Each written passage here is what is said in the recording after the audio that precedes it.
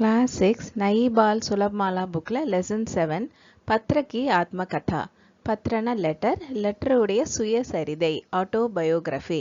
இந்த லெசன்ல ஒரு லெட்டர் என்னென்ன ஸ்டேஜஸ்லாம் போகுது, அதாவது எழுதினவங்க கிட்ட இருந்து எப்படி டெஸ்டினேஷன் ரீச் ஆகுது அப்படிங்கிறத அதோட பாயிண்ட் ஆஃப் வியூவில் அந்த லெட்டரே பேசுகிறபடி சொல்லியிருக்காங்க.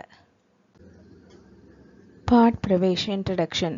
आत्मकथा का अर्थ है अपने संबंध में कही या लिखी हुई बातें जिसमें मुख्य पात्र अपने बारे में बताता है.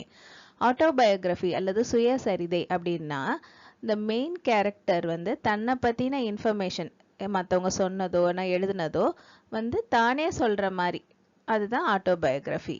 विचारों का आदान प्रदान पत्र के द्वारा सफल हो जाता है.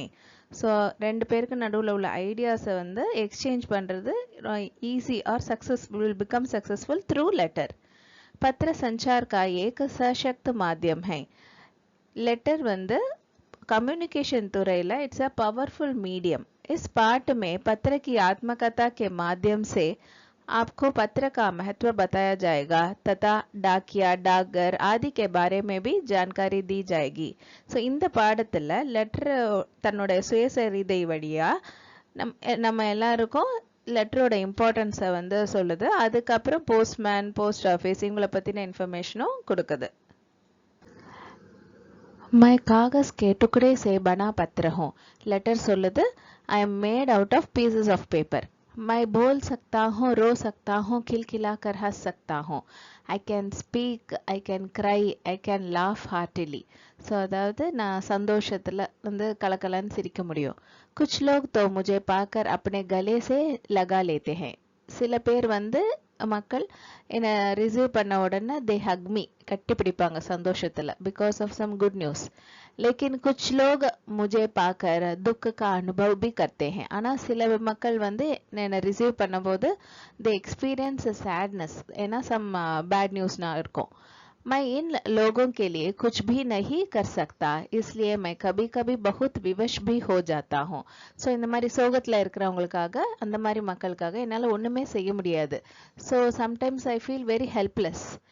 मनुष्यों की तरह मेरे पैर नहीं हैं, किंतु फिर भी मैं लंबी यात्रा करके उनके पास पहुंचता हूँ. மனுஷங்க மாதிரி எனக்கு கால்கள் கிடையாது, ஆனாலுமே ரொம்ப தூரம் டிராவல் பண்ணி அவங்கள சென்றடைகிறேன். संसार में जितनी मेरी प्रतीक्षा होती है शायद ही किसी अन्य वस्तु की होती होगी. இந்த உலகத்துல எனக்காக வெயிட் பண்ற அளவுக்கு வேற எந்த ஒரு பொருளுக்காகவுமே யாருமே வெயிட் பண்ணவே மாட்டாங்க. ஏன்னா we wait for some news, right? ஏதோ நம்ம எதிர்பார்த்துட்டு இருப்போம் எப்போ வரும் அந்த மாதிரி. मुझे नर नारी बूढ़े जवान छोटे बड़े सब खरीद सकते हैं. என்ன male or female, old or young, small or elder, யாருனாலும் என்ன வாங்க முடியும். Everybody can buy me. मैं किसी से भेदभाव नहीं करता. நான் யார்கிட்டயுமே எந்த ஒரு டிஃபரன்ஸுமே காட்டுறதே கிடையாது, அதாவது நோ डिस्क्रिमिनेशन. कुछ लोग तो मेरे शरीर पर इतने सुंदर अक्षर लिखते हैं मानो मेरा शरीर गहनों से सजाया हो. சில பேர் என்னோட பாடியில் எவ்வளவு அழகான எழுத்துக்களால் எழுதுவாங்கன்னா, இட்ஸ் லைக் என்னோட full body it's decorated with jewellery, அந்த மாதிரி அழகான லெட்டர்ஸ்னால எழுதுவாங்க. लेकिन कुछ मेरे शरीर पर इतना गंदा लिखते हैं कि उसे भद्दा कर देते हैं. ஆனால் சில மக்கள் என்னோட உடம்புல எவ்வளவு ரொம்ப பேடா அசிங்கமாக எழுதுவாங்கன்னா, because of which I become dirty. फिर भी मैं उनसे कुछ नहीं कहता, सब चुपचाप सहन कर लेता हूँ. ஆனாலுமே அந்த மாதிரி மோசமா எழுதினாலுமே நான் அவங்க கிட்ட ஒண்ணுமே சொல்றதே இல்லை, எல்லாத்தையும் நான் அமைதியா டாலரேட் பண்ணிட்டே போயிட்டே இருப்பேன். जिसके पास भेजना होता है उसके स्थान का पता मेरे ऊपरी लिफाफे पर लिखकर एक पोस्ट बॉक्स में डाल दिया जाता है. போஸ்டல் சிஸ்டம் உடைய ஸ்டெப்ஸ் அந்த லெட்டரே சொல்லுது. என்ன சொல்லுது? யார்கிட்ட அனுப்பணுமோ அந்த பிளேஸோட அட்ரஸை என்னோட மேலே ஒரு என்வலப் இருக்கும், அதில் எழுதி போஸ்ட் பாக்ஸில் போடணும். उनके इस आदेश को चुपचाप मानकर मैं उस स्थान की ओर चल देता हूँ. அவங்களுடைய இந்த ஆர்டரை நான் ஒபே பண்ணி அந்த பிளேஸை நோக்கி நான் போவேன். ढाकिया मुझे उस बॉक्स से निकाल लेता है और डाकघर ले जाता है. போஸ்ட்மேன் வந்து என்ன அந்த பாக்ஸ்ல இருந்து லெட்டர் பாக்ஸ் போஸ்ட் பாக்ஸ்ல இருந்து எடுத்து அவர் வந்து கலெக்ட் பண்ணிட்டு போஸ்ட் ஆஃபீஸ்க்கு எடுத்துட்டு போயிடுவாரு. So postman collects the letter from the post box. இது செகண்ட் ஸ்டெப். ढाकर में मेरे ऊपर लोहे की मोहर से चाप लगाई जाती है. போஸ்ட் ஆஃபீஸில் என் மேலே அயன் ஸ்டாம்பால் ஸ்டாம்ப் பண்ணிடுவாங்க. அதாவது அதில் வந்து அந்த போஸ்ட் ஆஃபீஸோட பேர்லாம் இருக்கும்.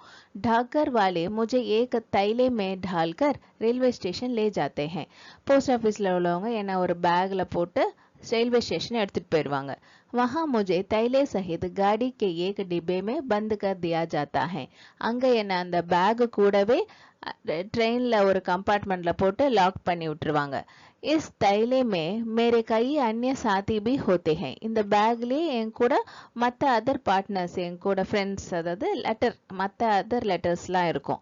हम सब अपने अपने गंतव्य स्थान तक पहुंच जाते हैं. நாங்க எல்லாருமே எங்களுடைய ஓன் அவங்களோட டெஸ்டினேஷன் வரைக்கும் நாங்க ரீச் ஆவோம். वहां का डाकिया हमें डाकघर ले जाकर एक बार फिर वही लोहे की मोहर लगाता है.